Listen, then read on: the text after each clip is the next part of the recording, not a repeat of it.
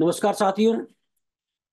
बिहार में जिस तरह से टिकटों का बंटवारा हुआ और जिस तरह से चिराग पासवान को 5 सीटें मिली और जिस तरह से उनके चाचा पशुपति पारस ने केंद्रीय राज्य मंत्री से इस्तीफा दिया और इंडिया गठबंधन से उनके चुनाव लड़ने की बातें सामने आ रही हैं। पासवान ने सीटें जो उनके खाते में आई हैं, 5 सीटें जो उन्हें मिलने जा रही हैं, उनकी बात करते हुए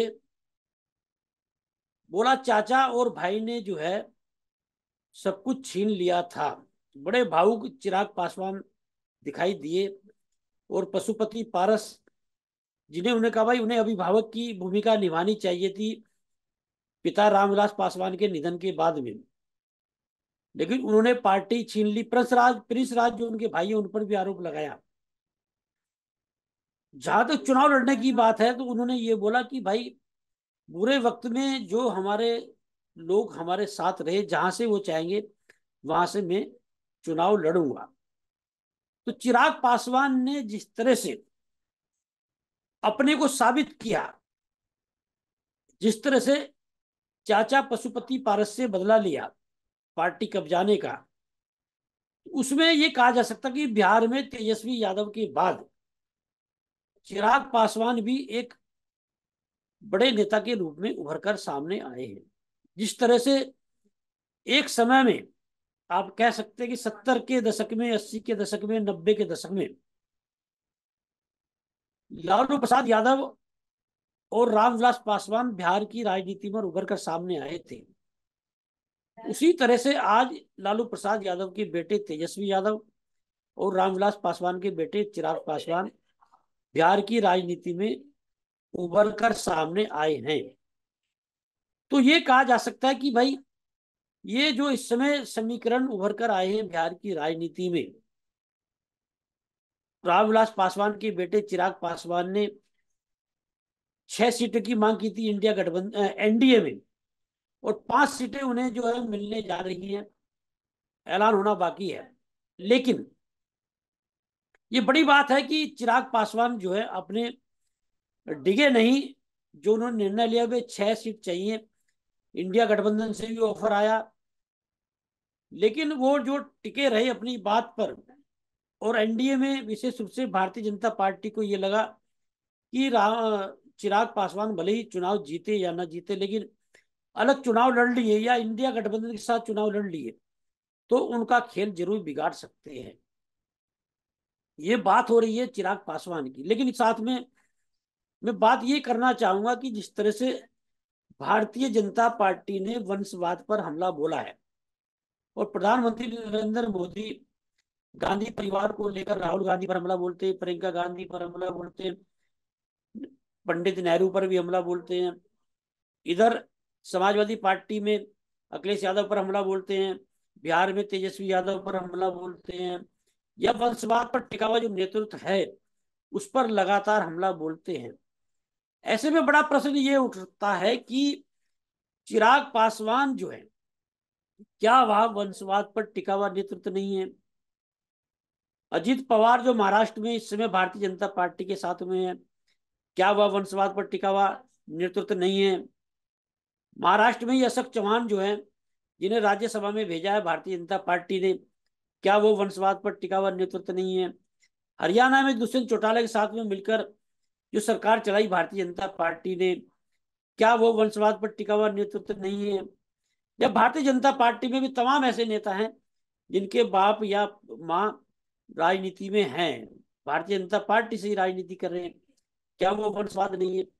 तो कुल मिलाकर ये कहा जा सकता है कि वंशवादियों को इस्तेमाल कर कर, वंशवादियों को एनडीए में शामिल कर कर, या फिर जयंत चौधरी जो पश्चिम उत्तर प्रदेश में अपना वजूद रखते हैं उन्हें एनडीए में शामिल किया गया, या जयंत चौधरी वंशवाद पर टिका हुआ नेतृत्व नहीं है। तो इस समय सबसे बड़ा प्रश्न ये है कि प्रधानमंत्री नरेंद्र मोदी वंशवाद पर जो लगातार हमला बोल रहे हैं, गृह मंत्री अमित शाह जो वंशवाद पर लगातार हमला बोल रहे हैं, तो वंशवादियों को एनडीए में शामिल कर कर वंशवाद के खिलाफ ये लोग कैसे लड़ाई लड़ेंगे, एक बड़ा प्रश्न ये उभरकर सामने आ रहा है। क्योंकि निश्चित रूप से देश से वंशवाद खत्म होना जरूरी है राजनीति में। क्योंकि हम लोग राजतंत्र की बात करते थे, हम कहते थे भाई राजा का बेटा ही राजा बनता है राजतंत्र में। लेकिन लोकतंत्र में भी इस समय ये देखने को मिल रहा है कि विभिन्न पार्टियों ने विभिन्न प्रदेशों में वहां की राजनीति कब्जा रखी है। कि उस पार्टी का यदि राष्ट्रीय अध्यक्ष बनेगा तो साहब जो राष्ट्रीय नेता, पार्टी का नेता है राष्ट्रीय अध्यक्ष, उसका ही बेटा बनेगा। या उसकी सरकार बनती तो मुख्यमंत्री भी उसका बनेगा। ये बात देखने को मिल रही है लगातार। हरियाणा में चौटाला परिवार की बात देखने को मिली। चौधरी देवीलाल के बाद में ओम प्रकाश चौटाला, उसके बाद में उनके बेटे अजय चौटाला, अभय चौटाला, अब जो है अजय चौटाला का बेटा दुष्यंत चौटाला। तो तमाम जो है इसमें हरियाणा में ये बात देखने को मिली। उधर उत्तर प्रदेश में मुलायम सिंह यादव, उनके बाद में अखिलेश यादव, शिवपाल यादव उनके भाई रहे, राम गोपाल उनके भाई रहे, धर्मेंद्र यादव, अक्षय कुमार, डिम्पल यादव। तो तमाम जो है इस समय वंशवाद की बात की जा रही है। ऐसे ही बिहार में चले जाइए आप, लालू प्रसाद यादव, उसके बाद में तेजस्वी यादव के हाथ में कमान है। ऐसे ही आप तमिलनाडु में चले जाइए, करुणानिधि के बाद में एमपी स्टालिन। आप महाराष्ट्र में चले जाइए, अ, शरद पवार के बाद में सुप्रिया सुले। आप उद्धव ठाकरे के बाद में आदित्य ठाकरे। आप चले जाइए उड़ीसा में बीजू पटनायक के बाद में नवीन पटनायक। आप जम्मू कश्मीर में चले जाइए, फारूक अब्दुल्ला के बाद में उमर अब्दुल्ला। और फारूक अब्दुल्ला से बाद पहले शेख अब्दुल्ला, मुफ्ती मोहम्मद सईद के बाद में उनकी बेटी महबूबा सईद। तो तमाम जो राजनीतिक पार्टियां हैं उन्होंने जो सत्ता कब्जा रखी है या उन्होंने जो दल कब्जा रखे हैं वो वंशवाद पर टिका हुआ नेतृत्व है। भारतीय जनता पार्टी तमाम वंशवाद के खिलाफ बोल रहे, लेकिन यदि वो एनडीए में वंशवादियों को शामिल कर रही है तो वंशवाद के खिलाफ भारतीय जनता पार्टी भी ईमानदारी से लड़ाई नहीं लड़ पा रही है।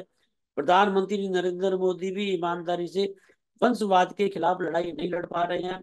या भारतीय जनता पार्टी के जो दूसरे नेता हैं वो लोग भी वंशवाद के खिलाफ राजनीति मतलब लड़ाई नहीं लड़ पा रहे हैं। ये कह सकते हैं कि आप सत्ता के लिए वंशवाद के खिलाफ हमला बोलेंगे और कहेंगे साहब भ्रष्टाचारियों के खिलाफ कार्रवाई की गारंटी।